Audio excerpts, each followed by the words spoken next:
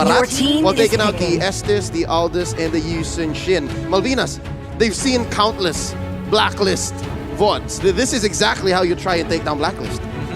I love it. I really do. Imagine, we're just going based on the order. Yves is shown, instantly we're seeing the Matilda as well as Barat, both of which can knock her out of the real world manipulation. Immediately Blacklist, okay, we gotta get some high priority, we gotta get some damage, we gotta get some peel. Paquito straight away locked in. Natan as well with the superposition to keep them away. And now, Malvinas Gaming, they've got a lot of options to steal and try to contest them, or do they want to immediately look towards lane dominance? Right now, I'm sorry, but Blacklist International, they kind of look like they just won the draft. They have a very good Your back system team here. is banning. Pull out all of the heroes that can go to the backline, especially Yuzong, especially Hayabusa, and look like the hero that they have. They have the Eve, they have the Nathan, and they even have the Paquito. Paquito is good to engage, but he's also a very good hero that can peel. Anyone coming to the back, they're gonna get a KO punch, and then they're gonna get knocked back. As of right now, Blacklist International, the first 3 picks, Eve, very good control. The real world manipulation is very hard to fight against.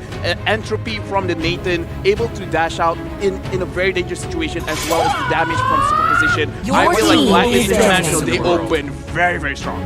But I agree. I must say though, there's some good interaction between them and Malvina's first 3 picks as well. They deny the Matilda, they pick up the Barats to answer the Paquito without the Paquito even showing up. So maybe Blacklist is just walking into this, they're confident.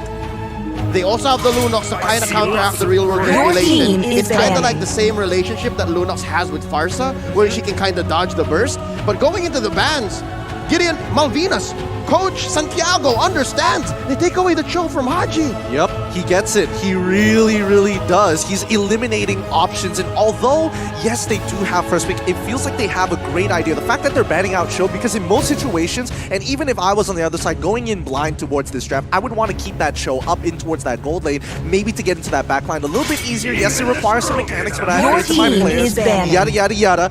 Bane is going to be a really, really good ban here. Right now, looking at the ban, they ban out the Cho. This means that they don't want someone to pick someone off from the backline. It could be Lunox, but it could potentially be a marksman, say a Brody, but Brody hasn't been banned just yet. And the Bane kind of does show that either they're just being respectful, or they completely understand that they really want to play team fight based gameplay, and the Bane could really disrupt that. Plus, the Bane does have a knock-up ability with the Deadly Catch, so Brody, Your as well team as the is Claude, is very susceptible to getting knocked up. Yep, so Brody's still out there. Still a possible gold laner for Blacklist if they choose to put the Nathan into the jungle, which is not as strange as it sounds, because it's happened before, even while the nerf on marksman in the jungle has already been put into effect.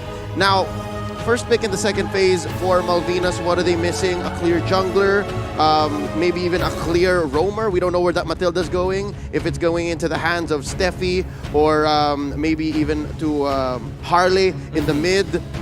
Gideon, what are your thoughts? I'm thinking Benedetta. I'm thinking along the lines of Alice, maybe along the... Your Oh, yes, team is Popo winning. and Koopa here take away their tools, big, powerful tools. And more importantly here, Iridian, finally, even though he is such a young player, he's going to be looking for opportunities to get it. And if he can't get that space, it's going to be such a struggle, especially as a gold laner.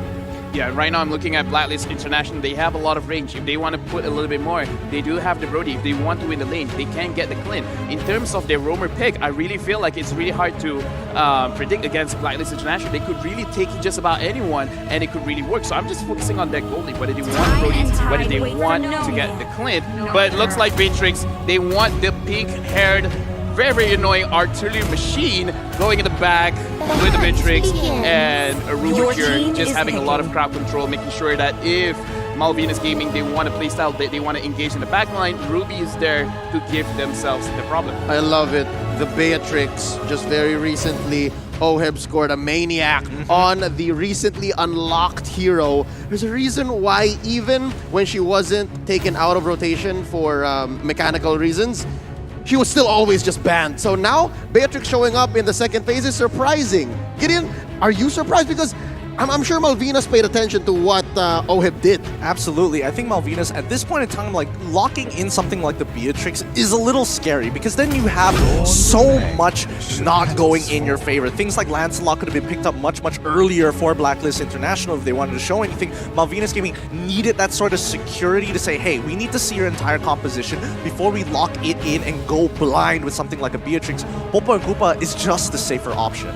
Yeah, and right now, for me personally, if I'm blind, I don't see the names, I don't see the IGNs, I don't see the flags, I don't see anything. I'm just looking at the draft. Blacklist International, they have an amazing draft. Like, based on the draft itself, it's, you know, it's looking pretty clear that they have a pretty good advantage going into the game before the game even starts. Yep, it's a clean approach. I mean, you have the Eve and Ruby in mid, and already it's a straight line. I'm sorry, Gideon. They just did not budge. I was hoping they would draw donuts in the sand, but I guess I'll have to wait until after group stages. But in the meantime, I think we have to also kind of think of where does Malvinas Gaming kind of seep through the cracks? What are they trying to do is the question. Exactly. How will they try to add points or just break the straight line? Game time, ladies and gentlemen. Blacklist International versus Malvinas Gaming. If Blacklist takes this, it's a clean group stage for them. But if Malvinas Gaming able to make them bleed right now, then what an upset. Here we go, looking at the rotations, looking at the side lanes. Singh and Edward, it is usually a win for the Barats. Well, it really depends on what the goal and objective is. But so far, after pushing over the mid lane, Haji is taking a lot more damage than he should. Forcing him to recall early to contest with this Litho Wanderer is kind of a good idea because this should be pretty easy for Quinn to get. Yes, he did get it. I had to hold my breath there for a second. Didn't see the Litho Wanderer appear by his side immediately. Woo! Litho Wanderer early on. Wise looking to correct that. What might be the situation here? Lancelot versus Nathan. It looks like the Nathan is just going to puncture straight on through and take down the Time Space Walker. Is that going to be the case here, Gideon? Do you see it's an easy road for Quinn? I don't think it's going to be as easy as what people would mention, especially since Blacklist International wants to punish people like Iridian on this top side. If Sephi matches the Queen every step of the way and play off of that information and keep this 50-50, that's a good start, but they're going to need a snowball effect to happen, and I don't think there's anybody on the side of Malvinas Gaming in terms of their draft except for maybe just Steffi who can set that up for him. I love how Steffi actually picked the Matilda here to help confirm kills with Adrian, but now Haji's in trouble. First blood's gonna be drawn. Steffi takes him down. Would have been better if it went to Adrian, but a kill is a kill, gold is gold from Malvinas Gaming. They need to get the snowball as quickly as possible. If they have to give it to the Lancelot, that's no big deal because now Oh My Venus is in a little bit of trouble, and that's what they want to do. Push out that mid, play towards that gold side. When you have that pressure, come down to Turtle. Yep, first Turtle already up. Priority going over to a Blacklist International, but look at this top lane. They're bearing down on Oheb. We don't care if you scored a Maniac. You're answering to us now. 2 minutes in, 15 seconds, a third of the health here on this Turtle. That's going to go over to Wise. Turtle Slaying brought to you by STV Singapore. Passion made possible. Did you know that Singapore is not just one island, but 64? 64. 64. That I just learned that very recently. They got 64 offshore islands, including Sentosa, the one that we're staying at, Pulau Ubin, and Sister Islands. That's amazing. But right now, looking back into the game, Malvinas Gaming, oh, it looks like Quinn is in danger. Oh, he's fine. He's fine. Haji's got Oheb's back, but just the same, Steffi could give a shield here to Quinn, dash out to safety. I like how despite Blacklist's take on the Turtle, Malvinas still understands that we can kind of push it further. Yeah, the thing is, what I like about this game, right? Malvinas Gaming, they won the lane. Early game control on the lane has been very good for Malvinas Gaming, and when Blacklist International, they took the Turtle, they didn't even try to contest it just because they know if they go for the Turtle fight, they're actually going to lose. Right now, looking at the itemization, Harley is going for, oh, but it looks like Zig is going to go down, and that's a kill for the Queen. Maximum range, and they're looking to trade up top. Malvinas Gaming trying to spot out Oheb, but Haji's got his back, and they're going to let it happen. They're going to let this through. It's a 3-man, make that a 4-man. Koopa counts, push early on, 3 minutes in, they're gonna take down this turret. No more shields. That just shows how much pressure Malvinas Gaming put here. Gideon, how is it gonna affect Oheb's farm? Well, honestly, let's not even talk about Oheb's farm. Malvinas Gaming right now, it feels like this is rehearsed. It feels like they've done this a lot of the times. These rotations are a little too telegraphed for their side. In Blacklist International, it feels like they're following into this. They're trading side by side, but Malvinas seems extremely prepared. But they find some refuge in mid. There's a push in bottom, and now they're gonna try to make some way in mid. Blacklist International trying to reclaim and show us exactly where this 1,000 gold lead is coming from, 3-1. Yeah, but coming back to Oheb's farm, yes, he's going to lose a little bit, but as you mentioned, the retribution is great on his side, getting 2 kills, allowing him to try and stabilize. Yeah, Wise is actually not dying. Again, we talked about how the Lancelot should be giving him hell. This is great now. Oh, Phantom Execution coming in. Haji answers with the I'm offended, keeping him in place. That's the Queen with the real world manipulation. Steffi answers back with the Circling Eagle, and they're all still alive. What discipline from Malvinas. Oh, I don't know about you, but I am, I'm squeezing my butt cheeks here, man. This is not easy. This really is not easy. And especially if you are a Latam fan, you got to be breathing heavily on this one. Seeing he's not going to let this happen, but you can see that Oheb, he has that pressure now. And so far, oh, he does not miss these shots. Redder, maximum range. We've seen it down bottom on Oh My Venus, and up top, the Prince does exactly the same.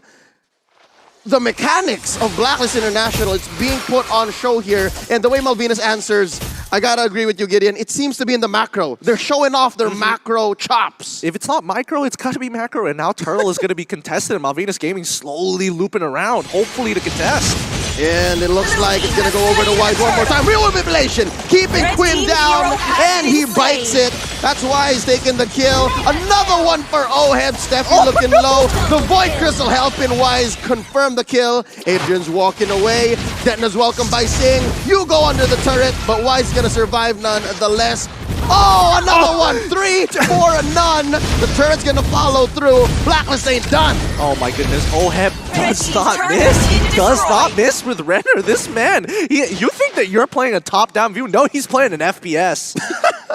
Yeah, right now, the way that I'm looking at this game, it kind of feels like I just gotta shut my brain off and just admit that giving Eve to Oh My Venus and giving Beatrix to Oheb is just the reason why they're looking so good right now. In fact, let's look at the replay, and actually based on their draft, they can win basically 80% fights around the riverside, because again, look at that range on their real world manipulation. Anyone stuck inside, especially when we're looking at the Lancelot. Lancelot cannot do much. He's going to take a lot of damage. And then look at this, Oheb talking about damage. It just happened again. There's no explanation. It's just Oheb now. He's smelling blood in the water, and like a shark, he's just gonna go and... Honestly, like a hammerhead shark, and the difference is his eyes are like direct. They're not put side to side. Nope. It's directly in front. He does not miss at all. Straight up. Oh my goodness. But look, Malvinas Gaming, they understand. Like, yes, we are bleeding out a little bit, but let's try to, staunch this bleeding. We still have a late game we can play for, and maybe we can hold on strong. Haji actually missing the ult there, which is great for Malvinas Gaming, because now they have an open window to start pushing out and looking for opportunities. Yep, time it out. I believe Haji overthought it. Like he overthought it, and he was looking for the bait, but it just wasn't there. Oh My Venus now picking up the Genius Wand. Teamfights are gonna hurt now. Teamfights are gonna hurt, and Malvinas is not gonna be able to just pull the same fist-clenching discipline play. Something's gonna go. Something's gotta go. Yeah, and now the siege has already continued on to that mid-tier too, and that's what they want to do. Team fights like Blacklist always is. Oh, there goes Koopa. Not gonna save Adrian. Oh, Heb is godlike. 701. It's like his farm. It's like his turret wasn't even taken down in the early, man. Now Singh is going to get a little bit of revenge. Haji taken down as well. 2 for 1 here. Blacklist may have overstayed their welcome. Goodness, they're doing such a good job overall. Like, Steffi is trying his absolute best to kind of create that space for Malvinas Gaming so far. But Blacklist International, their side laners, I mean, you got to give it to both Oheb as well as Edward. They are just they're doing everything here. Like, Oh My Venus is, here's the kill zone. Haji's like, I'll keep him in here. The rest of you just do the work. I didn't notice Edward did not get any kills. No stats on his Festival of Blood, but he's sitting at 0-0 and 6. So he's good at setting up. He's great at keeping Malvinas at bay. And again, it's like that Barats-Paquito relationship didn't even exist at all. Yeah, but that's the thing. It's about how they find the initial catch on to Zinku. Fluker's on out of there. He doesn't really mind the damage. It's like, okay, yes, if I die another time, it's annoying. But Quinn, he needs that space because you can see what Blacklist International is doing again and again and again. Get the side lane pressure and then slowly choke out the economy through the jungle. The maximum range on not only the Renner, but even the Void Crystal, it extends it. Now Oheb switches over to it. They're looking to take down bottom lane, make space for that Lord that's spawning over on the upper left corner of the map. It seems like, as you said earlier, Gideon, Malvinas, it's so orchestrated. It's a master plan, but Blacklist read it back to back. Yeah, I think... unfortunately, I think the game plan stops once they've fallen down here. They immediately find the catch and maybe some kind of retribution or wise, possibly. Oh no! Quinn came in wrong. He did not time his dash as well. That's foregoing immediately. Steffi's just wondering, where'd you go? Guys, where's everyone? Inhibitor going down in mid. 4 members of Blacklist make that 5, looking to end the game quickly. No minions, only the base standing. Steffi, he's not at home in his own base. It's gonna be Harley coming in. Is there time? No, the answer is no. It's over. Blacklist International takes game. What a game that was. Blacklist International just showing off at this point why they are the favorites to win M3.